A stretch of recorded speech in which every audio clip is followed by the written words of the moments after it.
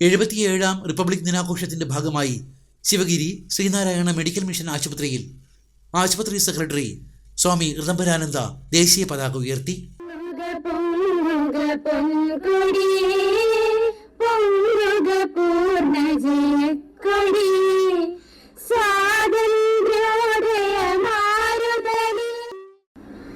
ഇന്ത്യക്ക് സ്വാതന്ത്ര്യം ലഭിച്ചെങ്കിലും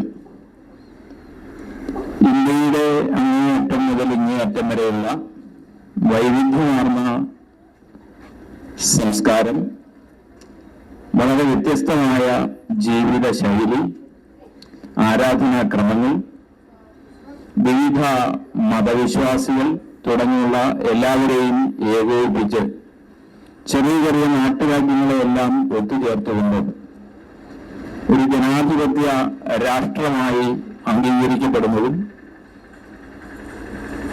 1950 ജനുവരി 26-നാണ്. ഇന്ന് ലോകത്തിലെ ഏറ്റവും വലിയ ജനാധിപത്യ രാഷ്ട്രമായി തിളങ്ങുന്നു. നമ്മൾ ഒറ്റപ്പെട്ട ചില സംഭവങ്ങളെ ഏറ്റവും വിമർശിക്കാറുണ്ടെങ്കിലും ലോകത്തിൽ ജനാധിപത്യം നിലനിന്ന ഏറ്റവും വലിയ രാജ്യമാണ് ഇന്ത്യ. അത് കഴിഞ്ഞ മറ്റുള്ള രാഷ്ട്രങ്ങളൊക്കെ വരുന്നുള്ളൂ.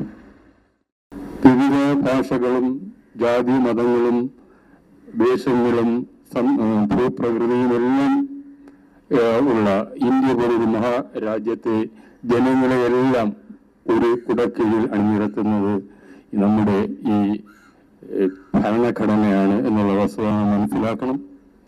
ഇതോടൊപ്പം നഴ്സിംഗ് വിദ്യാർത്ഥികളുടെ ദേശഭക്തി ഗാനാലാപനവും നടന്നു.